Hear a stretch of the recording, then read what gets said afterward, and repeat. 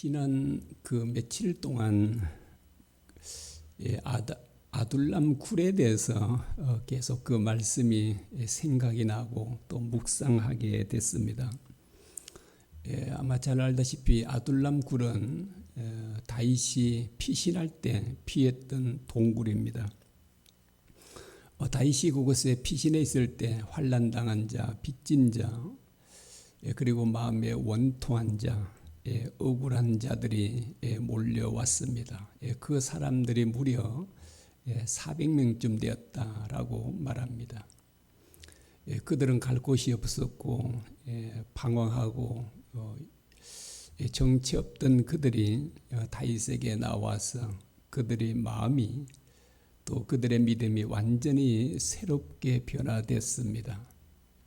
그래서 다윗은 그들과 함께 정말 멋진 하나님의 나라를 세우게 된 것입니다. 이 말씀을 계속 묵상하면서 우리 부활 소망교회도 그런 교회가 되었으면 좋겠다라는 생각을 갖게 됐습니다. 갈 곳이 없어 방황하는 영혼들이 우리 부활 소망교회에 나와서 그 영혼들이 힘을 얻고 또 그 모든 심령들이 또 믿음들이 다시 회복되는 그런 교회가 되었으면 참 좋겠다라는 생각이었습니다.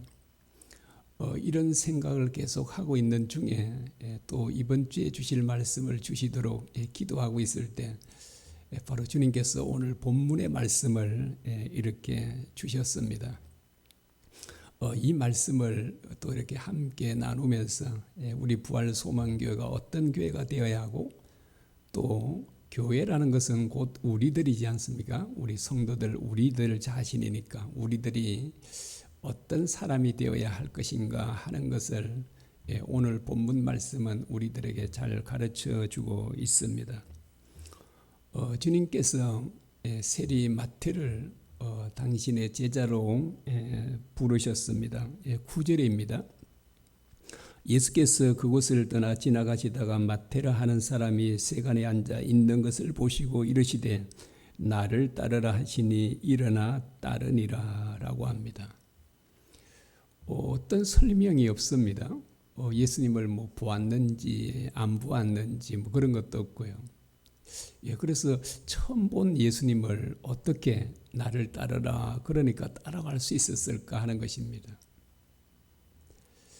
그래서 우리는 여기서 생각해 볼 수 있죠. 그것은 성경에 기록되어 있지 않지만 이 세리 마태는 이미 예수님에 대한 소문을 많이 듣고 있었을 것입니다.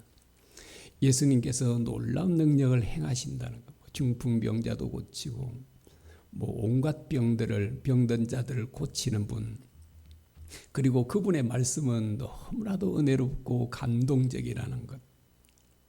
특히 아마 세리 마태가 관심을 갖게 된 것이 있다면 주님께서 세리와 창기들을 따뜻하게 대해 주신다는 것이었을 것입니다.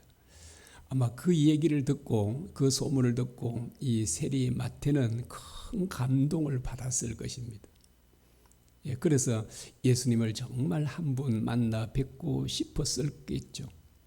그러던 중에 어느 날 주님께서 세간에 앉아 있을 때 찾아오셔서 나를 따르라 그러자 그렇지 않아도 그렇게 사모하고 또 정말 좋아했던 분이 부르시자 이 세리 마태는 즉각 주님을 따라가게 된 것입니다. 그리고 마태가 자기 집에 큰 잔치를 예수님을 위해서 베풀었습니다. 거기에 참석한 사람들은 세리와 많은 죄인들이다 라고 하는데 여기에 죄인들 가운데는 창기들도 포함이 될 것입니다. 그의 동료들이죠. 세리들, 창기들, 죄인들, 그런 사람들이 그 집에 가득히 모였습니다. 물론 예수님께서도 초대되어서 제자들과 함께 바로 이 세리 마태 집에 가서 그들과 함께 교제하고 식사를 나누게 된 것입니다. 자, 이것을 본 바리새인들과 서기관들이 비판을 합니다.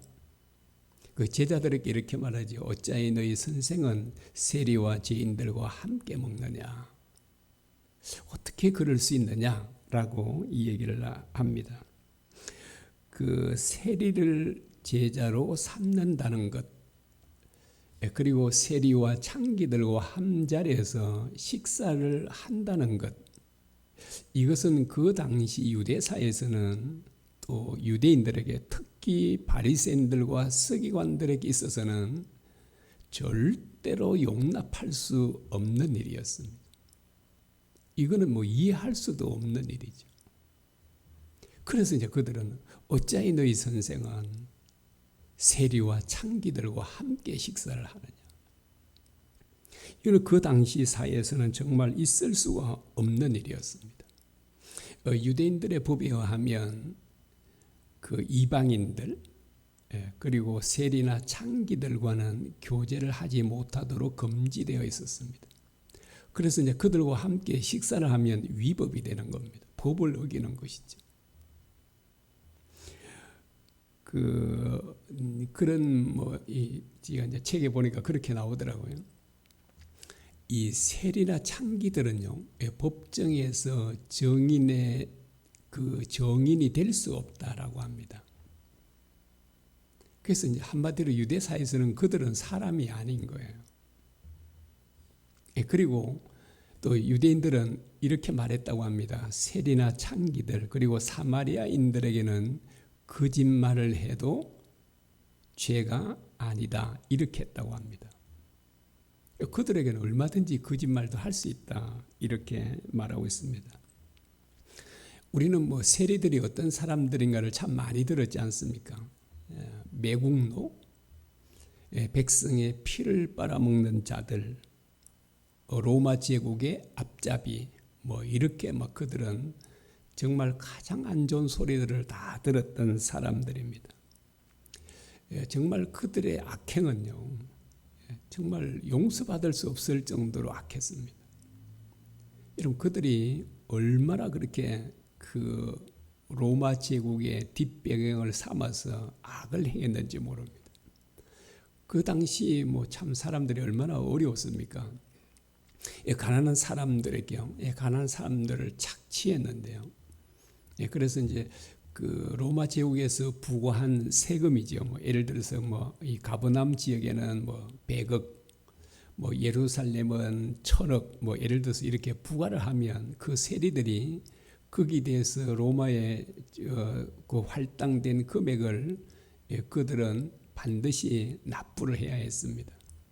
그런데 이제 예를 들어서 이제 100억만 거둔 게 아니에요. 이제 100억만 거둔 게 아니라 예를 들어서 이제 100억을 바치고 나머지는 세리들이 할 수 있었습니다. 그래서 예를 들어서 이제 100억을 거두어서 바치면 5억이 남으면 5억을 하고요. 10억이 남으면 10억을 자신들이 취하는 것입니다. 그러니까 이 사람들은 얼마나 과도하게 부과를 하겠습니까? 그래서 가난한 사람들에게는 막 곡식까지 다 빼앗아 가는 겁니다. 그래서 그 당시 아마 많은 사람들이 굶주려야 됐잖아요. 그래서 아마 부모님들이 가장 마음이 아플 때는 어린 아이가 밥을 달라고 울 때일 것입니다. 그런데 밥을 달라고 울어도 줄 게 없으니까요.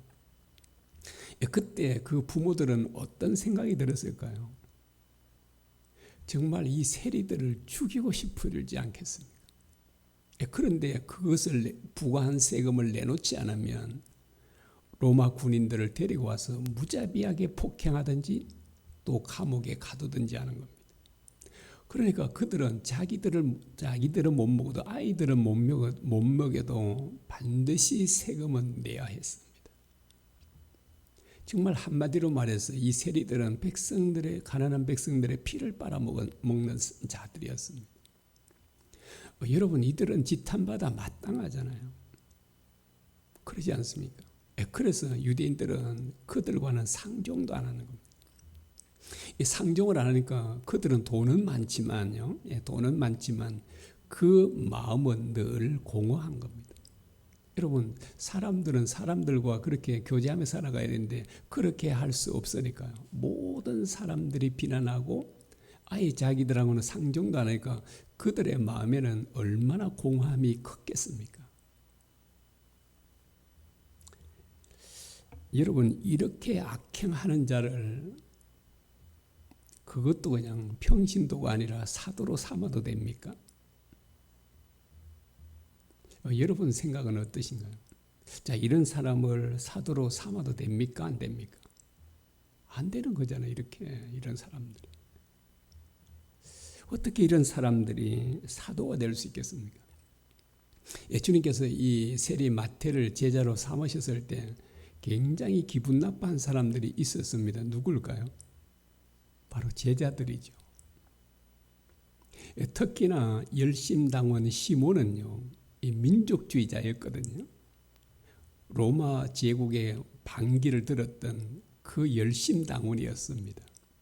그러니까 이 로마 제국의 앞잡이 노릇을 하고 백성들을 이렇게 그 고통 가운데 몰아넣는 이 세리마트를 주님께서 제자로 부르셨을 때 이 시몬, 열심당원 시몬은 어땠을까요? 아마 주님께 항의했을 거면 뭐 기록은 되어 있지 않지만 어떻게 이런 자를 할 수 있습니까?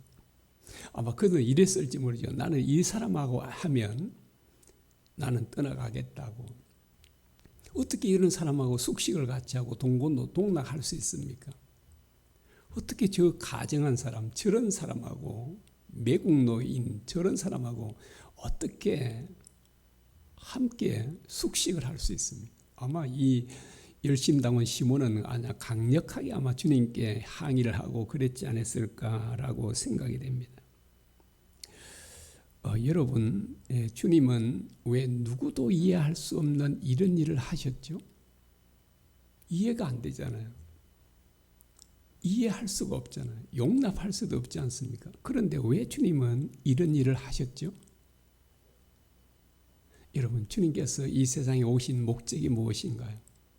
바로 이런 일을 하기 위해서 오셨습니다. 12절입니다.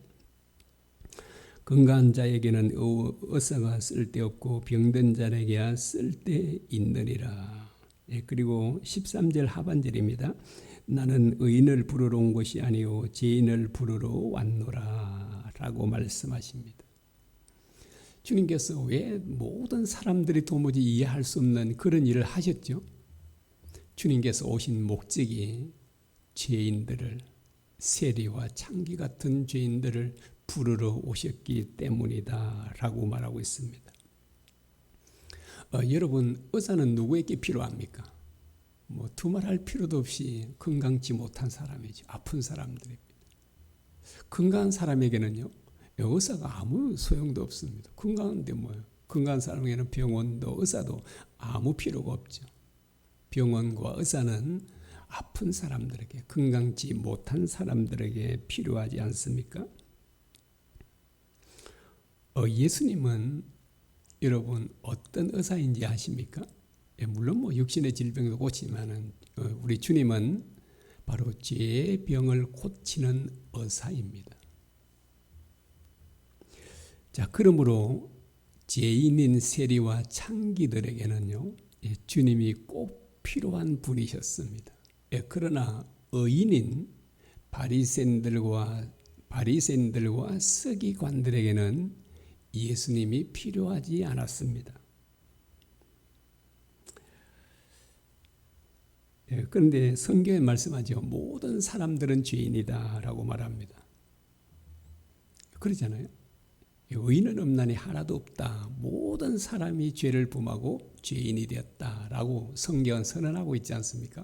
그런데 여러분, 의인들이 있습니다. 자기는 의인이라고 하는 사람들이 있습니다. 이런 사람에게는 예수님이 필요하지 않겠죠. 그리고 자기가 의인이라고 하는 사람들은 절대로 구원을 얻지 못합니다. 13절을 다시 보겠습니다. 13절에요. 너희는 가서 내가 긍휼을 원하고 제사를 원하지 아니하노라 하신 뜻이 무엇인지 배우라. 나는 의를 부르러 온 것이 아니요 죄인을 부르러 왔노라 라고 합니다. 하나님께서 가장 원하시는 것이 무엇일까요?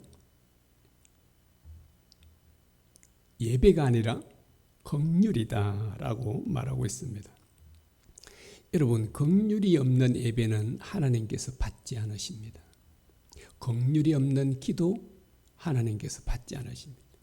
긍휼이 없는 헌금과 봉사도 하나님께서는 받지 않으십니다. 그래서 긍휼이 빠지면 예배든 기도든 그 어떤 것이든 헛될 뿐입니다. 하나님께서 그런 예배와 기도는 받지 않으십니다. 고린도전서 13장에 보면 말씀하죠. 내가 천사의 말을 할지라도 사랑이 없으면 꽹과리처럼 소음에 불과하다 이렇게 말합니다. 그리고 여러분, 산을 옮길 만한 믿음이면 얼마나 대단합니까? 그러잖아요. 산을 옮길 만한 믿음이면, 그런데 그런 믿음을 갖고 있다 할지라도 사랑이 없으면 아무것도 아니다라고 합니다. 그리고 놀라운 예언의 능력을 가져서 모든 것을 아는 사람이라 할지라도 사랑이 없으면 아무 소용이 없다라고 하는 것이 바로 고린도전서 13장에 있는 말씀입니다. 여러분, 얼마나 많은 사람들이 긍휼 없는 예배를 드리고 있습니까?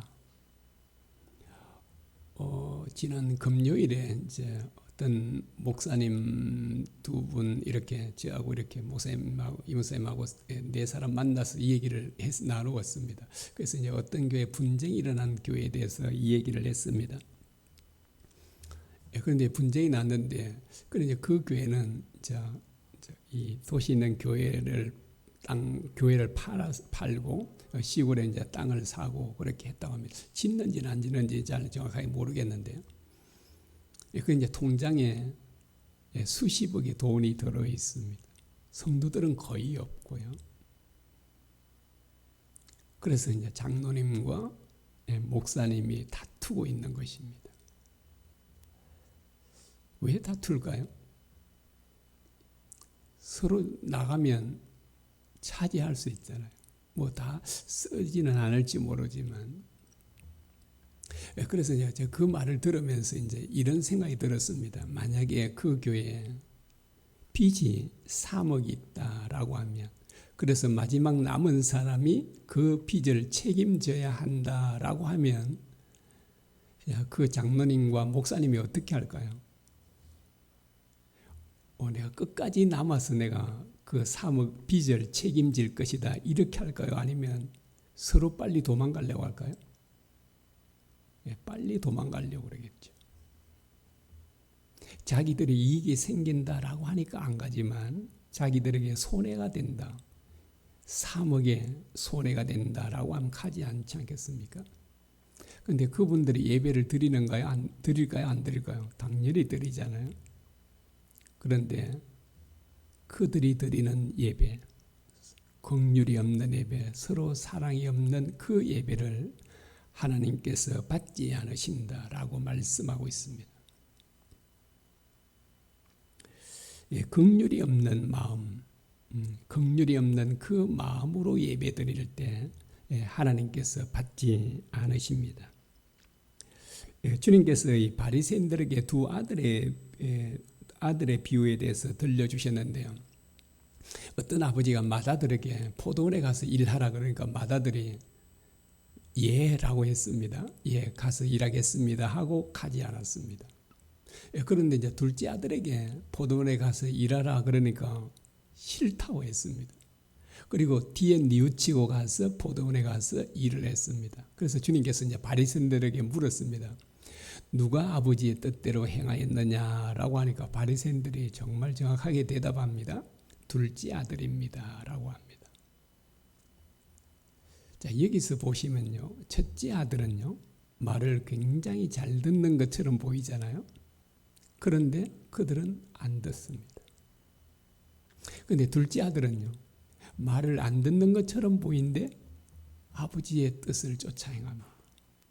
맏아들은 누구를 상징할까요? 바리새인들과 서기관들입니다. 둘째 아들은요 세리들을 말해요. 그래서 바리새인들은 정말 하나님 말씀을 잘 듣는 것처럼 보이지만 실제로는 그렇지 않습니다. 그런데 세리와 창기들은요, 그들은 하나님 말씀을 잘 듣지 않는 사람들처럼 보이지만 그들은 실제로 하나님 말씀에 순종하는 사람들입니다. 정말 놀랍잖아요.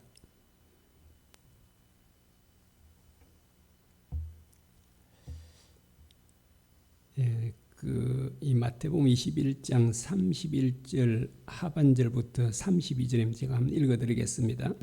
내가 진실로 너희에게 이르노니 세리들과 창녀들이 너희보다 먼저 하나님 나라에 들어가리라 라고 하십니다. 주님께서 이제 바리새인들에게 세리들과 창녀들이 너희보다 먼저 하나님 나라에 들어가리라 라고 하시는데 여기 이제 먼저 누가 들어간다고요? 세리와 창기들이죠. 그러면 이제 그 다음에 후에는 누가 들어간단 말인가요? 바리새인들과 서기관들입니까? 그렇지 않습니다. 그들이 먼저 들어간다 이 말을 하니까 그들은 후에 들어간다 이렇게 생각할 수 있지만 그렇지 않습니다. 여러분 그 이후에 이렇게 주님께서 말씀하십니다. 요한이 의의 도로 너희에게 왔거늘 너희는 그를 믿지 아니하였으되 세리와 창녀는 믿었으며 너희는 이것을 보고도 끝내 뉘우쳐 믿지 아니하였도다. 그들은 어땠다고요? 끝까지 믿지 않았다라고 말하고 있습니다. 참 어떨 때 보면 저도 아마 여러분도 그러겠죠. 제가 이런 생각이 들어요. 어떻게 이 바리새인들과 서기관처럼 바로 산 사람들이 천국에 들어가지 못하는가? 이게 의문인 거예요. 그리고 이제 또 다르게요. 어떻게 그처럼 나쁜 세리와 창기들이 천국에 들어가는가? 이게 참 잘 이해가 안 됐습니다. 주님께서 비유로 말씀하셨죠. 어느 날 바리새인과 세리가 성전에 올라가서 기도를 드립니다. 그래서 이 바리새인이 이렇게 기도를 합니다. 하나님이여 나는 다른 사람들 곧 토색, 불의, 간음을 하는 자들과 같지 아니하고 또 이 세리와도 같지 아니함을 감사하나이다. 나는 일에 2번씩 금식하고 또 소득의 11조를 드리나이다. 정말 얼마나 바르게 살았습니까? 얼마나 하나님을 잘 섬겼습니까? 그리고 이제 세리는 이렇게 기도합니다. 세리는 감히 하늘을 쳐다보지 못하고 가슴을 치면서 이렇게 하는데요. 하나님이여 불쌍히 여기소서 나는 죄인이로소이다 라고 합니다. 여러분 누가 하나님으로부터 어렵다함을 받아야 합니까? 제가 보기에는 100번 바리새인이에요. 여러분 이 세리는 생각할 때 그는 정말 지옥의 밑바닥에 떨어져도 손 차는 사람이잖아요. 여러분 그 사람이 천국 간다. 이거는 있을 수 없는 일이잖아요. 그런데 보십시오. 지금 11조 드리고 금식 일에 2번 하고 토색한 일 듣고 세리처럼 살지도 않고 정말 이 바리새인이 얼마나 정말 도덕적으로나 또는 종교적으로나 정말 바르게 살았습니까? 이런 사람이 천국에 못 들어간다고요? 오히려 온갖 악을 저지른 세리가 들어간다고요? 여러분 이해가 되는가요? 그런데 주님께서 그 비유를 하시고 마지막에 하나님 앞에 누가 어렵담을 받았다고 합니까? 바리새인이 아니라 세리였다라고 합니다. 여러분 이걸 깊이 우리 생각해 봐야 합니다. 여러분 왜 그런가요? 정말 우리가 생각한 거와는 너무나도 다르지 않습니까? 우리가 또 제가 생각하기에는 당연히 바리새인이 구원을 받고 천국 가야 되는데 그는 못 가고 당연히 지옥에 떨어져야 할 그 못된 세리가 천국에 갔다라고 하는 것입니다. 여러분 이 바리새인과 이 세리의 기도를 보면 우리가 좀 알 수도 있고요. 그리고 이제 이들의 삶의 특징을 보면 어떤 부분이 있냐 하면 바리새인은요 기도 내용을 보면 자기의 어려움을 자랑하지 않습니까? 나는 이렇게 잘하고 이렇게 잘하고 이렇게 잘했다 자랑합니다. 그런데 세리는요 자기가 죄인임을 고백합니다. 그래서 하나님의 긍휼을 구합니다. 자, 바리새인들은 하나님의 긍휼을 구했나요? 구하지 않았어요. 왜? 바르게 살았으니까. 이 세리처럼 그렇게 구할 필요가 없지 않습니까? 여러분 이 두 사람 중에 어떤 사람에게 예수님이 필요할까요? 뭐 두말할 필요도 없이 바리새인은 아닙니다. 그는 어려우니까. 세리죠. 세리는 정말 구원자이신 주님이 간절히 필요했습니다. 그래서 주님은 그의 정말 구원자가 되어 주셨습니다. 여러분 꼭 이 말을 기억하십시오. 누구든지 나는 바리새인 세리보다 어렵다라고 생각하는 사람은요, 구원을 받지 못합니다. 나는 저 정가범, 정가 5범, 10범 저 사람보다는 나는 어려워. 이렇게 하는 사람은 구원을 얻지 못한다는 것입니다. 자기를 어렵다고 하는 것. 심각하잖아요. 그런데 이렇게 바리새인들과 서기관들처럼 생각하는 사람들이 교회 안에 의외로 많다는 것을 아십니까? 여러분, 오늘날 교회 안에도 정말 의인들이요, 대단히 많습니다. 그 의인들의 특징이 있는데요. 의인들의 특징은 비판과 정죄입니다. 의인이었던 바리새인들과 서기관들 보십시오.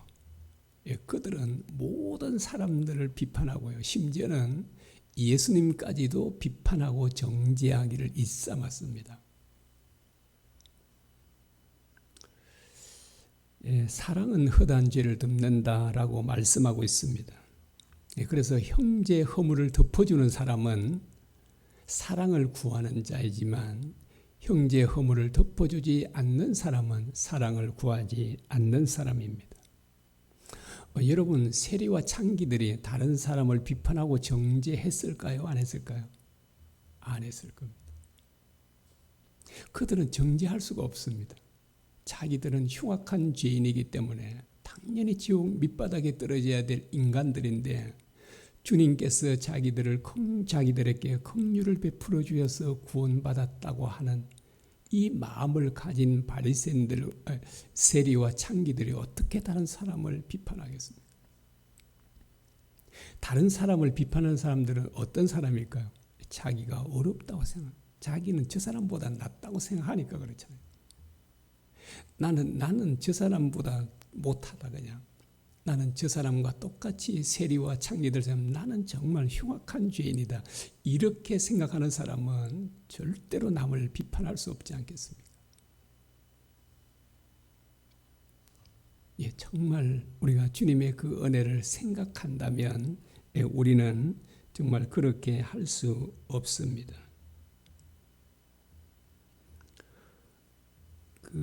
주님의 마음에는요, 주님의 마음에는 사랑으로 가득 차 있었습니다.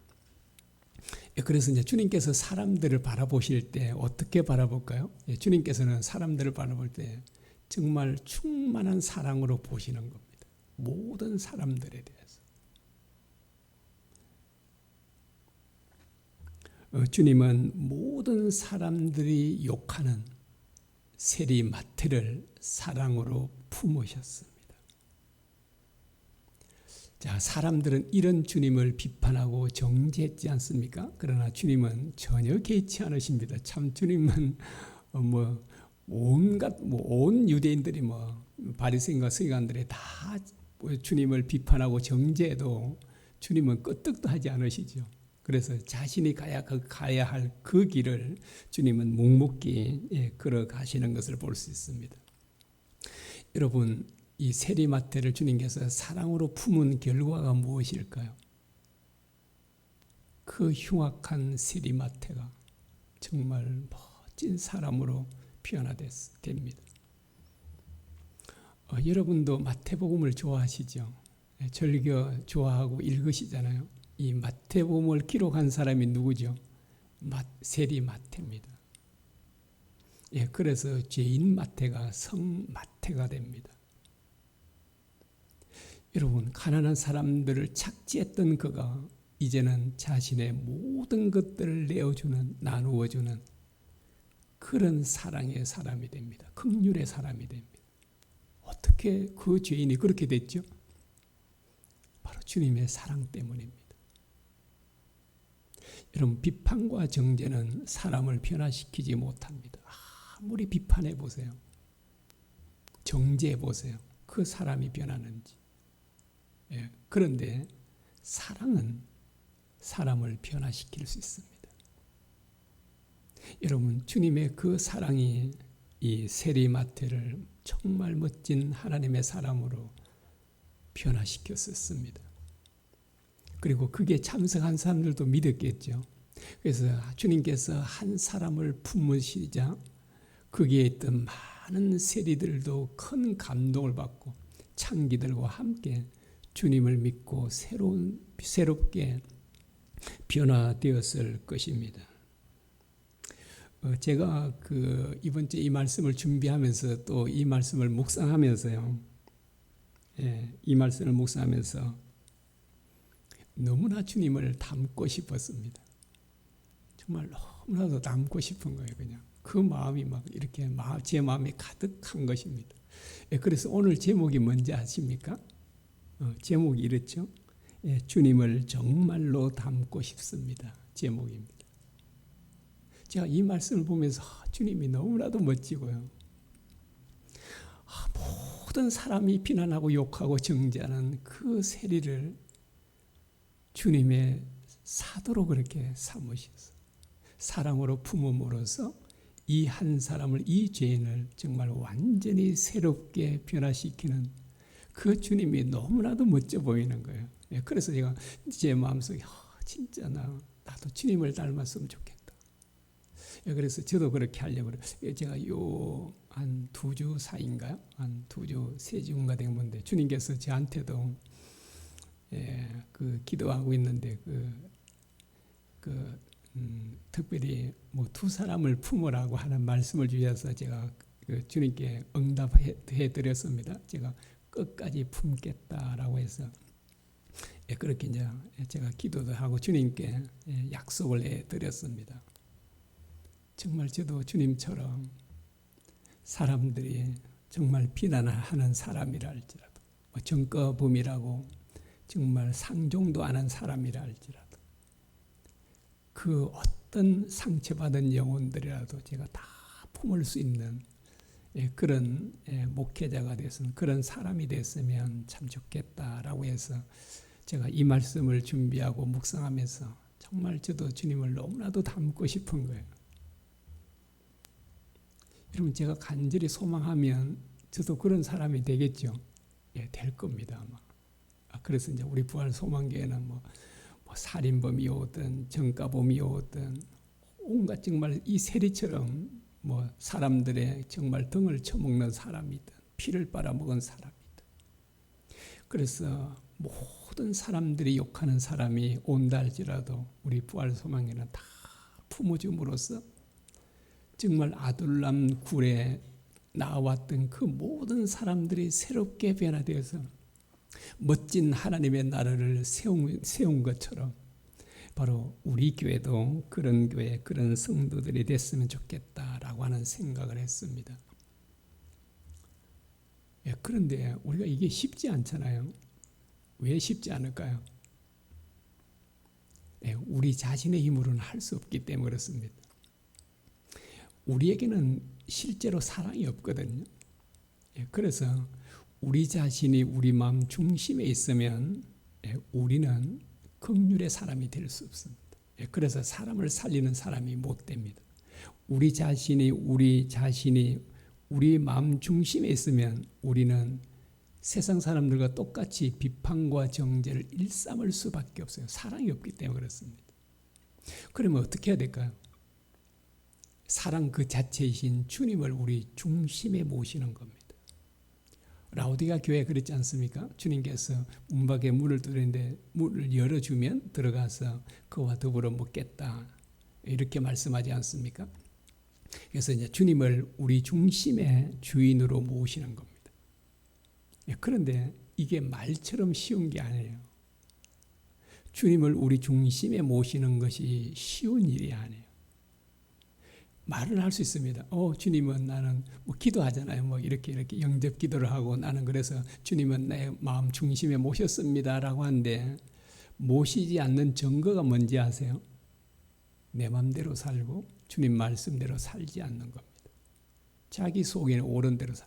이 사람은 주님을 중심에 모셨다고 말은 하지만 실제로는 중심에 계시지 않습니다. 그래서 주님을 우리의 중심에 모시려면 부활하신 주님을 실제로 믿어야 돼요. 주님을 실제로 믿으면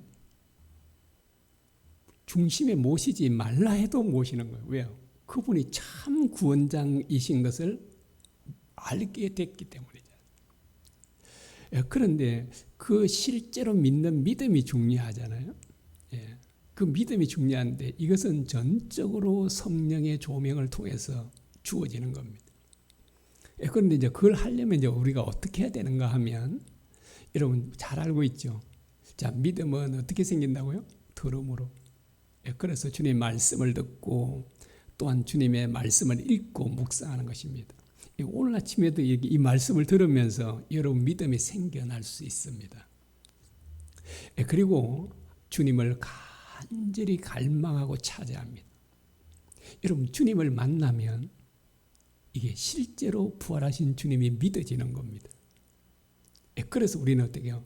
주님을 갈망하는 겁니다. 그런데 이렇게 갈망하는 사람은 많지 않은 거예요. 기도를 좀 하기는 해도 그냥 갈망하지 않습니다. 그래서 정말 주님을 만나지 않고는 안 된다는 그런 갈망하는 마음이 있으면 주님은 반드시 만나게 해주십니다. 그래서 우리가 지금 계속 하고 있죠. 주님 바라보기, 주님을 24시간 바라보기 합니다. 그래서 주님을 계속 왜 바라보는가, 말씀을 묵상하고 왜 바라보는가 하면 주님이 우리 마음과 생각에 가득 차야 하는 겁니다. 그래서 주님 생각으로 가득 차면 나도 모르게 주님이 실제로 믿어지게 되고 실제로 믿으면 주님을 우리 중심에 모시게 되고 주님이 사랑의 주님이 우리 안에 오면 우리는 주님처럼 살게 되는 것입니다. 그래서 긍휼의 사람이 되고 사랑의 사람이 돼서 우리는 사람을 살리는 사람이 됩니다. 여러분 이런 사람이 되고 싶으시죠? 아마 저만 그런 게 아마 여러분도 주님을 너무나 닮고 싶으시죠. 진짜 죽어가는 영혼들, 그 영혼들을 살리고 싶지 않습니까? 그렇게 하려면 우리가 어떻게 해야 되는지 우리가 이 시간 함께 말씀을 나누었습니다. 우리 같이 함께 기도를 하도록 하겠습니다. 우리 시간 우리 들은 말씀을 기억하면서 정말 우리도 예수님을 우리의 중심의 주인으로 모시는 그런 사람이 되게 해달라고 또 부활하신 주님을 실제로 믿는 믿음을 달라고 그렇게 하시고 우리가 끊임없이 주님을 바라보는 우리가 되도록 기도하시기 바랍니다. 잠시 기도하겠습니다.